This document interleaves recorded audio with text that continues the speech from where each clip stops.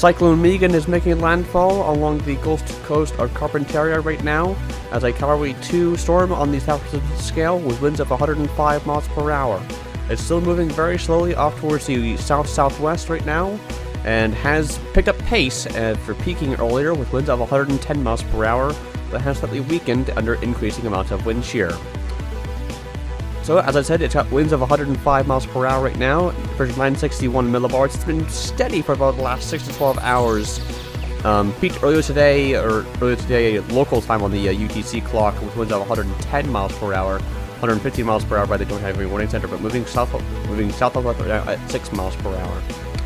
It's just 6 miles away from North Island, 22 miles away from West Island, 47 from Borolula, which is just inland, 94 from Maria Island, and pretty much the same distance as 24 hours ago, 463 miles away from Darwin, located at 15.7 degrees south, 136.9 degrees east. Those locations in kilometers respectively are 9, 35, 75, 151, and 745. Having a look at the wind fields, they have shrunken a little bit. It's still mainly on the northern side of the circulation, as would be expected, as the section is still over water at this point. 80 nautical miles on the northeastern side. Right now, cyclone warnings are in effect from Aliangula to Eilat and the Northern Territory to Mornington Island in Queensland, but not including Mornington Island. And it also extends inland to Borolula, MacArthur River Mine, and Robinson River, but not including Nuncur. That's the latest from the Bureau of Meteorology, and I imagine that they will be continuing to update those warning zones over the next few hours as the storm moves inland. Heavy rainfall still looks to be the primary threat with Cyclone Megan as it makes landfall here. The total rainfall accumulation that we're looking at for this storm appears to be still around 500 millimeters of rainfall, but a vast majority of that has already fallen over land, and those totals will continue to fall as this storm moves inland. The rainfall that does not stop at the coastline and it will extend well inland. In addition to that heavy rainfall threat, right now cyclonic conditions are occurring along the coastline with winds moving gusts probably in excess of 115 miles per hour, potentially up to 130 miles per hour. As the storm moves inland, these winds are expected to decrease, given that the storm is going to be weakening due to land interaction, which is pretty typical for a tropical cyclone. So here's our latest forecast that we have right now for the storm. You can see it moving very slowly inland there. It does weaken quite rapidly, given that the storm is moving over land, and as we go throughout the day here, in the middle part of the week, the storm will dissipate rather quickly and lose its center of circulation, but the remnants energy of the storm is expected to push off towards the west-northwest past day 3, and potentially could emerge over water again. Will it lead to a tropical cyclone over water again? Probably not. This is what the Joint Typhoon Warning Center's latest forecast cone is saying. 90 knots is their forecasted intensity up to landfall. That's pretty much what we're seeing right now, with quick weakening as it moves inland and will dissipate by the middle part of the week. And that will be the end of Cyclone Megan's trek along its brief life in the Gulf of Carpentaria. Certainly been an interesting storm, has to be said. Especially on the satellite imagery part of things, and it has not really looked the part of its intensity. So this is what we're seeing with the intensity estimates right now. They're all over the place, primarily because ADT and AMSU are Dvorak-rated estimates, and they have gone down due to the storm, especially having land interaction and weakening the storm a little bit. The structure is sort of all over the place, but we're still in agreement that the storm has been maintaining intensity for at least the last 6 hours or so. The JWC somehow up at 115 miles per hour somehow.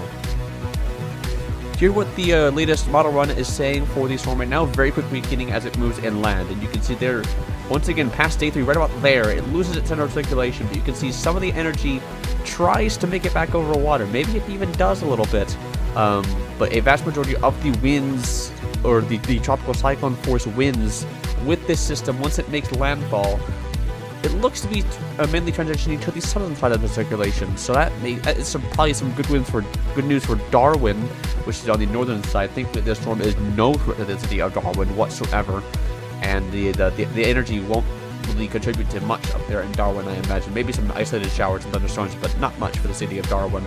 And once again, the storm will rapidly weaken as it moves inland. And thankfully, we're not going to be seeing a whole lot of too significant impacts, given that the population threat under the storm, it's only 20,000 people maximum. Not a whole lot of people in this area. So here's what sea temperatures are seeing right now. They have gone up to 32 degrees Celsius, but that doesn't really matter at this point, given that the storm is making landfall. Those sea temperatures might help out the northern side of the circulation maintain its intense thunderstorm complex, and help maintain that heavy rainfall threat into landfall. That's pretty much going to be the forecast. And looking at the surface observations here, we don't really have too many stations in the immediate vicinity. Unfortunately, they haven't really gotten anything useful for the storm information, though. Albeit there are some stations under the center of circulation right now that the Bureau of Meteorology has been reporting on their website. I'm not too familiar with the latest observations. I know that they were getting a consistent pressure in the low 980s earlier. I imagine that it's probably decreased now that the storm center is pretty much directly over those islands.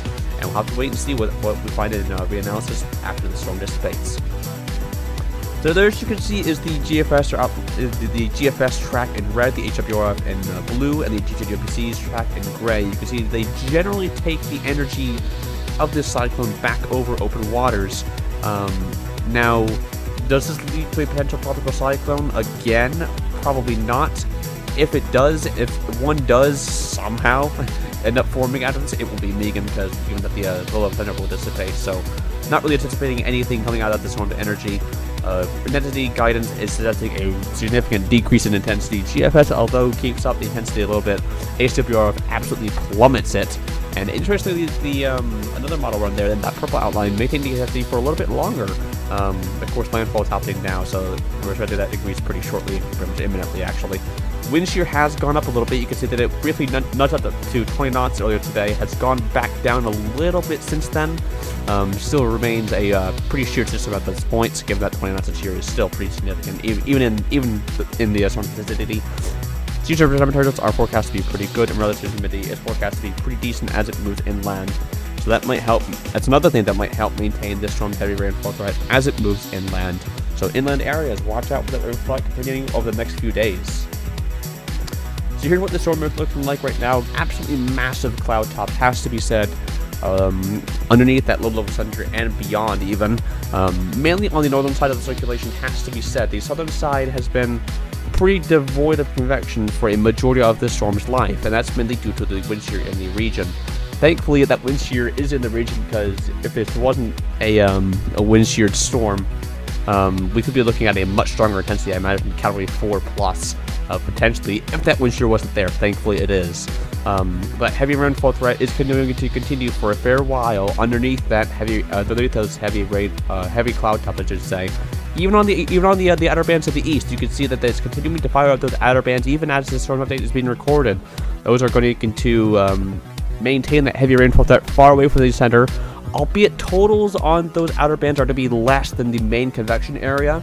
That's going to be where the bulk of this heavy rainfall threat with this storm is going to be focused as the storm pushes into those inland areas. We're just getting towards the landfall of this storm now. We'll have to wait and see how fast the storm weakens, and if this energy does contribute to a new tropical cyclone. I bet it won't, but if it ends up doing so, we'll have further updates on that system, and I imagine we'll have another video update on Cyclone Megan as it moves inland. And you can stay tuned to the Force 13 outlets at Force 13 on Twitter and YouTube for the latest information.